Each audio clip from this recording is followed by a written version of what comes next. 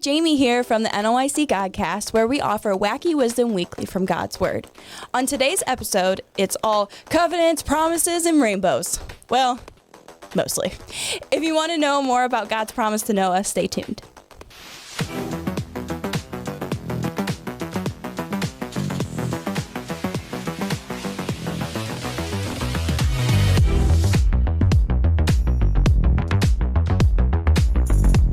So this month, we're going to be taking a look into God's promises in the Bible. There are so many amazing stories of God making promises in the Bible, even when it seemed like there was no way for it to come true. God will always fulfill a promise.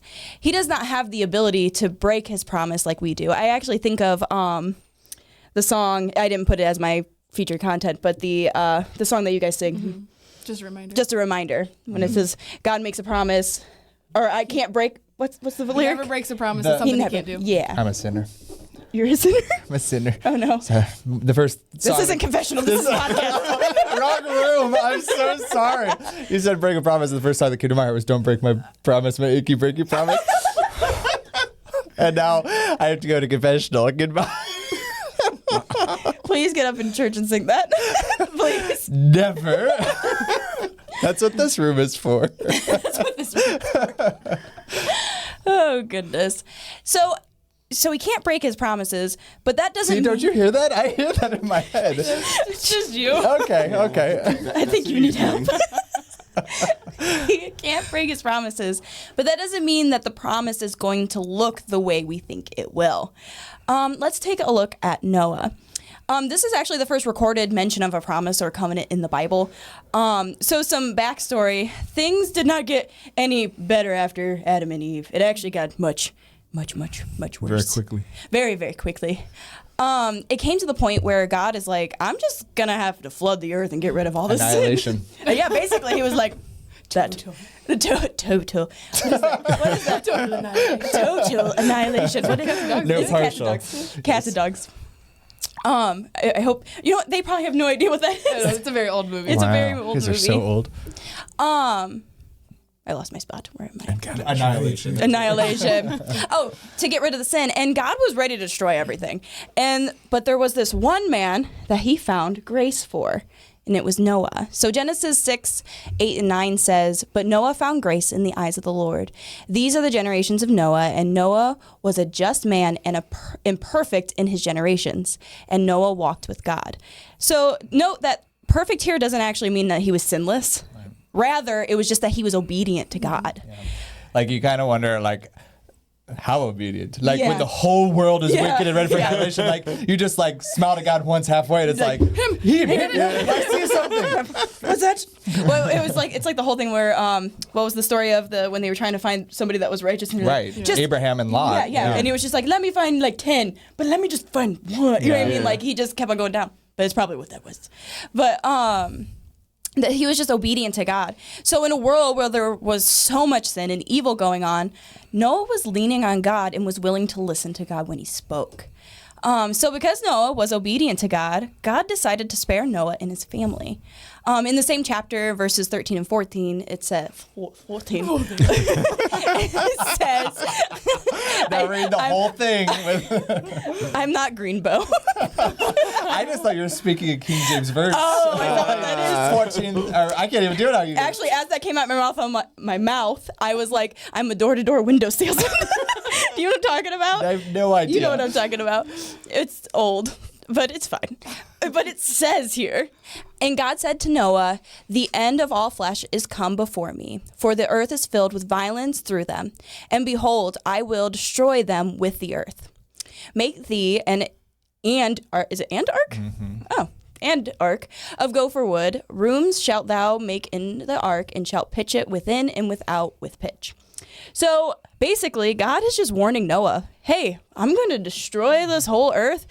However, since you are obedient to me, I'm going to tell you how to save yourself and your family. The official. Yeah. It's really mind-blowing. So, like, we're going to talk about promises this whole month, hopefully. That's the plan. But it's like a lot of times we think of promises and we're like, oh, like, it's something, I don't want to say light, but like something not as detrimental as the entire world will perish if I'm not in the boat. Like that's about as extreme as, and so like thinking of being Noah, like, God has already spoken, I will destroy everything. That's like a big deal. Like, like I feel like you would like cling to a promise like none other, like at a whole new degree. Yeah. That's undeniable. You know what I mean? Like it's not just like, no, maybe just put your pinky toe in the boat. No. Let's make sure all of us and everything, like that's hugely, there's a lot of stakes. The stakes are very high on this promise. Yes, because like he could be like, is he really being real? But like truly, and I mean, I guess the whole thing of like being salvation is the same situation where like it's life or death. Yeah, you know? It really is. And so like this situation, it's life or death, and you could just be like, whatever. But like if you're wrong, you're really wrong. Well, you know? I think that Christianity today, particularly in America, 2024. Yeah, that's where we are. Is that the higher the stakes, the less one wants to promise you. Yeah. You know what I mean? It's like, I'll promise you something that I can easily do. But the more skin they have to put in it, the less likely they are to promise it. You know what I mean? A promise could be, might, if I feel like it, I'm not going to do it. You know what I mean? Where here's the exact opposite. Our promises are conditional where his are not. Right. And so he said, here, build an ark, which, mind you, it had never flooded before. Never rained before. It had never rained before. There was no like prior evidence that this would even happen. Like it's not like now, like we've seen flood. You know what I mean? And so it's not like we'd be like, oh, that makes sense. Let me build this boat because it could happen. And again, no one's ever built an ark, especially not one of that size. And so, but still, he did what God asked him to do. Because Noah knew that God's word meant something, that God wouldn't lie to Noah. So Noah started building the ark, and there's not an exact amount of years that it took in the Bible, but I was looking at Answers in Genesis, and they were saying it took about 55 to 75. That would be about the time for his kids to grow up, have wives, and be done with building the ark. So think about, you get this promise that I'm going to destroy the earth, and I'm going to do this thing, and it's going to happen. You need to build this ark, but it doesn't happen for like 75 years. Yeah. That's a long time. Like most people won't live that long. Yeah. Well, back then they did, but like I was like 900 and yeah. But like think about, like I think a lot of times when we're looking at the promises of God, we assume the thing is going to happen like this. Yeah. Mm-hmm. Well, really, if you look at the Old Testament, the story of the Old Testament is like generational promises. Like sometimes God would make a promise to someone, just like Abraham. And they wouldn't see it. Abraham wouldn't see all of his children like the stars of the sky. Like it would take generations for that to be the case. Careful. That's next week. Tread lightly. Rachel's like, don't do that whole podcast. I thought I was like getting ready to blaspheme or like heresy. I was just like, be careful. I'm like, I'm pretty sure the Bible says that. Like, I know that part. Like, I know this. This is one of the non-controversial parts. I know, that's what I thought. Like, No, you I've just never took my heard whole anyone podcast. debate over. Oh, goodness. But I do think it's important to recognize, like, though the odds were stacked against Noah, the promise was hinged on his obedience. Yeah. And so, like, how many of us were like, it doesn't look like God's going to do it, and I really don't want to anyways, and so fooey with the promise, and then we all drown, and that's the end of mankind. Like, you know what I mean? And so, like, I think the stakes have to do with it, but then also the obedience, and God comes through and fulfills because of those two factors. Well, and that's the thing, is that I think I talk about it in here somewhere in here. But, like, it's just more of, like, it is that thing of, is it a big deal? Like, what if he would have slacked off? Right. Like, what if, like, built half a boat? Yeah, built half a boat. And he's like, you know what? It's been 35 years. And it's not coming. And it's not, there's not been a single drop of rain. Like, there's been no evidence of this. I'm just going to stop. Then it would just been the end. We wouldn't be doing this podcast. It would have ended Genesis. Like, that would have been not even the whole book. Not even the whole book. Like 9 chapters in, 10 chapters in. And that was the world. Yeah. Goodbye. It's just the Bible stories that you're reading, and it's just Genesis. Who's reading them, though? Yeah, that's what I said. Really? And who wrote it? Like, Moses comes after that. He wrote Moses. Like, there's really, this is a big deal, Noah. Build the boat. It's an audiobook. That is how the Bible started, actually. Yeah, the first chapter is all audio. That's true. Where am I at now? Annihilation. Yeah, annihilation. Well, it's always annihilation. It's always annihilation. I think that I've talked about most of this stuff. I'm sure that any of us in this situation would have been like, is this really going to happen? But even when we cannot see the outcome or even the severity of the situation, God does. And Noah believed that if God said it's going to happen, it's going to happen. So finally it happens. The ark is finished and the flood starts and everyone that is supposed to be on the ark is, and now it is just a waiting game. So he gets this promise that he's going to be saved, but then also you got to think that he got the promise of being onto the boat, like that, you know, you got this thing. But then also, like, that was a long time to be on a boat. Mm-hmm. Like, is this ever going to, is it ever going to be? Yeah. I was actually listening to, I listened to that, I don't remember what it is, the audio Bible, but it has like the sounds in the background stuff. Mm-hmm. Like it like did this, and as it was talking about this, like it had screaming in the background. Yeah. And like, can you imagine how like the horrible sounds? The whole that world screaming? Yeah, like the animals, the people, I mean, I'm sure the rain was noisy too, but like okay. Just the whales were okay. But besides that. They were cheering everyone on. Just keep it coming. That just sounds like somebody old falling out of a chair. I don't know if I've ever heard a whale like that. Well, I had to recycle that noise at some point. It had to rain like pretty heavily, right? And like you know what I mean? Like this wasn't like your and typical... even even in some ways the judgment was a promise. Yeah, like the rain itself. Like he could have built this boat, and he could have built the whole boat, and he could have just been waiting for something to happen. Like, all right, God, I did what you said. Like, come on now. Everyone's looking at him and laughing and pointing, but like even the rain itself was a promise. Yeah. And that's the thing is like. The whole time, and we're really good for looking at the Bible, and because we get to see it from start to finish. Mm-hmm. And so it's really easy to be like, of course, yeah, Noah knows this stuff. Mm-hmm. But Noah's living life like we are. Mm-hmm. Like, he didn't know nothing. He was like, God told me to build a boat. I'm just going to build a boat. And then he gets in the boat, and like, he doesn't know how long it's going to be. He's just like, and he has his family. So just look at his wife, looking at him across all this animal, all this crazy, and he's like, it's awfully dry out there. Like, and that's exactly like not even just, and it doesn't say this in the Bible, but like we were watching VeggieTales. You're not going to stop her there, but you stopped me without the Bible. But I said it wasn't in the Bible. You can spew heresy as long as you start it with. Yes. It's not in the Bible. It's like the no offense, but. But like it was the whole thing of I don't know which character. It's like the stalk of something. I don't know. But he was the son. And so Noah's just doing his thing, and he's like, Dad, it's not even doing it. Like, what do you mean? Like, it's not even raining. Are you sure that we're even going to need this? And then he's like, but we have our family. I just got married, like these different things. And like, so it's not just Noah having to deal with the outside world. Like his own family that he is trying to save is also giving him flack. More than likely, I would assume. Is that the Wayne Brady version? Wayne Brady? Mm-hmm. I don't know. Noah's VeggieTale has Wayne Brady in it. Oh, does it? Mm-hmm. Awful quiet on.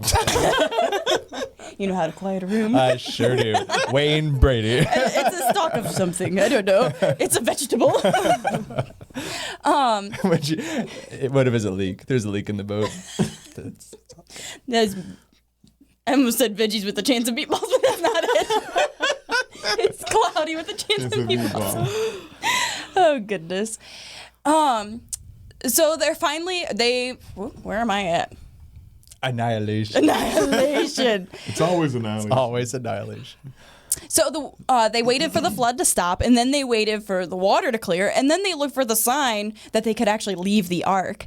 And then they finally are able to leave the ark after what seemed like forever, I'm sure. I'm sure they were like, what is this? And they didn't have like clocks. Like they did the sundial stuff, but like there's no sun. There's no sun because you only had one window. Right. Yeah. And it was raining. And it was raining. So. It was cloudy. It was sad.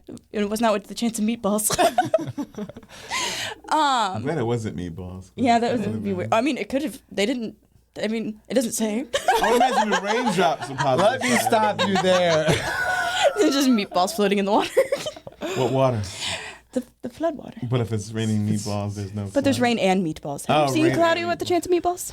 Was there rain mixed in with it? I think so. Was there not? I have no idea. No. I don't know that you need an ark if there's just meatballs. The experts. You just stand on it. You really need an ark if there's meatballs. You could just eat There's your quote for the day. You don't really need an ark if there's meatballs. That's my considerable quote. That's right. So they're able to leave the ark after forever. And Noah then built an altar to burn a sacrifice to God. In Genesis 8:21, it says, "And the Lord smelled a sweet savor, and the Lord said in his heart, I will not again curse the ground any more for man's sake, for the imagination of man's heart is evil from his youth. Neither will I again smite any more everything living as I have done." And so at this point, he hasn't made the promise to Noah yet. He's actually just he's talking like within himself. He's like, he said, in his heart. And so I know, like, he knows that man's going to be evil. It's just who they are. They are evil within themselves. And that the flooding the earth again is not going to fix the problem. So he's kind of setting up the decision process of making that promise to Noah. And then we read on to the actual covenant in Genesis 9:8-11.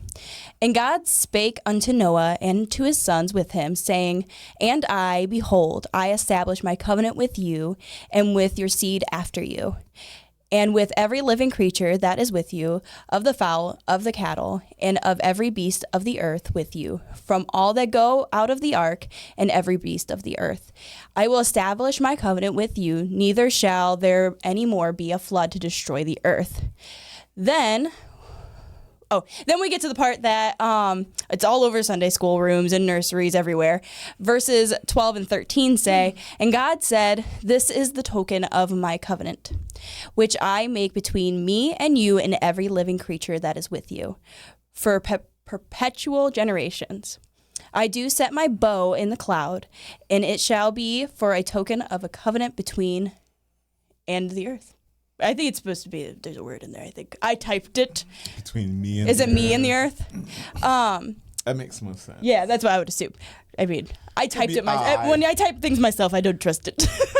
But God promised that he would never flood the whole earth again. And then, to give a sign of his promise, God put a rainbow in the sky as a reminder of the promise that God made to Noah in the following generations. So if you look at the story, Noah is living. He's made a promise to build a boat. Rain's coming. So he's depending on the promise that if he builds this boat, he'll be safe. His family will be safe. Yep. He's depending on a promise that it will rain. They finally get on the boat. They're depending on the promise again that it will rain. They're depending on the promise that the rain will stop. Yep. They're depending on the promise that the boat will be enough. Yep. And then they're waiting now after the whole thing's over, builds the altar, you see the rainbow in the sky. Now they're depending on a promise that says it'll never happen again. Can you imagine every time it rained from then on how like we know the tornado feelings we get when it thunders, or when the electric goes out. Yeah, we twitch. Yeah. You can imagine them when the entire world was destroyed, how they felt every time a rain dropped. Yeah, like they probably, but God had promised. And so what I'm getting is that Noah's whole life was a life dependent on a promise. Yeah. Always living obediently based upon what God had said. And do you know what that sounds just like? The Christian life that we're all called to. Yep. But how many of us God said something, but it's irrelevant to my life? Yep. Or God gave us these certainties, these guarantees, but it's irrelevant to my life. If we live obediently to his word, like Noah, our life should be a life based upon promises, based upon what God has said. Well, and that's the thing. So the whole time God had a plan and a promise to give Noah. From start to finish, God was there with Noah to fulfill the promise. From the moment that God told Noah that he was going to destroy the earth to the day that he put the rainbow in the sky, God kept his word. And I know that since we, like I said earlier, we can see from the beginning to the end, so it's easy to see how Noah would trust God. But remember, Noah didn't know all the information. He just trusted that God would do all that he said he was going to do. We also should trust God, no matter how long it takes for it to come to fruition, no matter if it seems like there's no way for God to work it out, and no matter how we feel God should handle it. If God says something, it will happen. I think that if we could see, you know what I mean, have foresight to see all these things that's going to happen, it's not a miracle.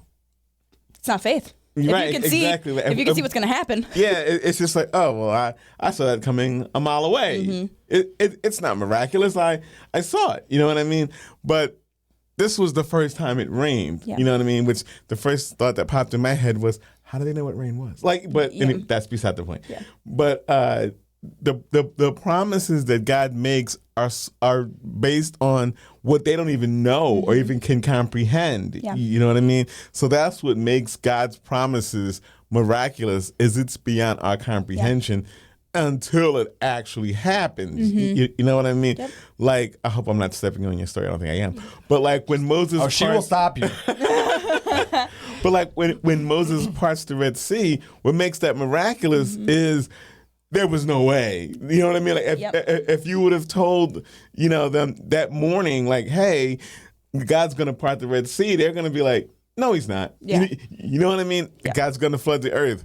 No, he's not. You know what I mean? I'm sure Noah, like, people are laughing at him, pointing at him, like, why are you building that? And he's like, it's going to rain and flood the earth. And they're just like, rain? Yeah. What's that? You know what I mean? Like, there was no comprehension on their part as to what God was going to do, which in turn makes it a miracle. Yep.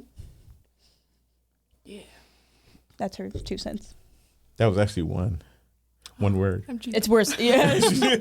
She's expensive. 1 word is 2 cents. Well, she has the podcast next week, so That's she's true. like, That's true. She doesn't want to step on her own podcast. She had to yell at herself, and we'll all be embarrassed. Beans. The funny thing is that they have no idea what that is. Oh, that's right. I gotta remember what's before they tuned in and what's after. so that would be miraculous. Because the sad thing is it's all the same. Like, when they're tuning in, that could have happened. It's true. Right. But anybody else have anything fun? Tell us who you don't know who said something. Yeah, I have no idea who said this. Some person out there. God does not give us God does not give us everything we want, but he does fulfill his promises, leading us along the best and straightest paths to him. I have no idea who that is. And then my featured content today is Hope Darst, Promise Keeper. It's probably the stalk guy in VeggieTales. Apparently it's not. CJ, you took. Oh, you're doing the thing. Good job. You're doing your job. Wasn't it? Who's last week? Just me. The answer was 3. How many words are there in the Bible for last week's trivia challenge? The question was, how many words are there in the New Testament in the Greek for exercise? And the answer is 3. Oh. C. C. C is 3. C3. C3. Yeah. Bingo. Miguel gets it. Who? Huh? Miguel gets it. C. That's not okay. Okay. I don't know if you want to. She just got to say happy birthday to some people. Well, no, I got to do my trivia. And your and feature then- content, Hope Darst. I already She did did that. that. Yeah. I literally just said Really? Promise Yeah. Keeper. And then you No. said maybe it's the guy from VeggieTales. Remember? I was talking about the quote that you didn't know. Oh. Remember you Yeah, reacted in a way that I was like, okay. I was like, I thought that was funny, but I guess not. Let's get on the same page. We're on trivia now. Okay. I'll do the highlights as it goes through.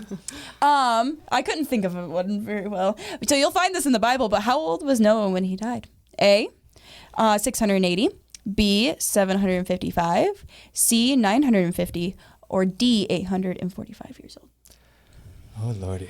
It's Can't too even old. imagine. Like, could you imagine I'm just your looking at the bones? last number, like the last 2 numbers on all Yeah. those and thinking, wow, that's old. I'm Yeah. not even 30 yet, and I'm bored. You just say you're bored. Bring the annihilation, please. I'm just thinking your Such a long joints. life. Yeah, it's such a long life. Oh, goodness. All right. So happy birthday announcements to Ava Hefner, Jessica Bellamy, Gavin Morrissey, and Mark Garatowski. Happy birthday. But the question is, if you had to build a boat for 75 years, you wouldn't be bored. Yeah, and Yeah. would you want Yeah. that to be your whole life? Like, it's a good thing you Right. live longer. Right. Yeah. Well, I think he was 500 when he had kids. Careful. Too close to your Yeah, answers. say. I mean, not really. Like You got to get 180 years You're good. buffer. Any mail? No. Chuck, where are you at? I'm trying to rember the noises I'm supposed to make. It's different every time. Those. Yeah. Oh, but that's good. All right. Thank you guys for watching. Yeah. Tune in next week for this fun stuff again. Like, comment, subscribe, answer the trivia questions. Is there anything you need to add? Register for the NYC. They Yeah. are flowing in very steadily. We are capped this year 400, so make sure to get your registrations in early. We hit over 50 in our first month of registration being open. In January. In January, Which has over never 50. We've never opened Yeah. in January, let alone get 50 So in a 1 month so. we hit over 50. So yeah, already. that'll go quickly. Make sure, and the more the months go by, the more steadily they'll. Yeah. Yeah. Closer it And gets. that number's probably skewed because I have a stack on my desk that hasn't been processed. So But yeah. It's So- probably like 60. Yeah. So just in 10 seconds, it went up by 10. You better get in there. Don't be the number 401. Yeah, that's right. Oh, yeah, because I don't want to make that phone call. Yeah. Like you actually You know how can't we told you to do something? You didn't. You can't come. like they show up and we're just like, no. Annihilation. Anybody, Clicker, and you're like, anybody that shows up goes into the incinerator. Jimmy. I like it. She's kidding. You can still come. We love you all. We don't and have hope- enough budget for an incinerator. That's the reason we wouldn't burn you all alive. This took a dark turn. The whole episode, Jamie. I hope next week you have fun things to talk about because this has been a very dark episode. Do I ever have any fun? The one time in NYC history we talk about rainbows and she talks the whole said it was all time gonna be- I said about mostly. annihilation. Wow. I said Talk about rainbows hook mostly. and bait. My. It's clickbait. You have to. Oh yeah. But all right, so we will see you guys next week. See ya. All right, Bye. bye guys.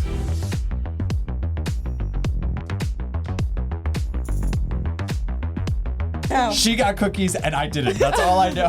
When he smiles and looks at the screen, I just know. I feel like I'm watching it in real time.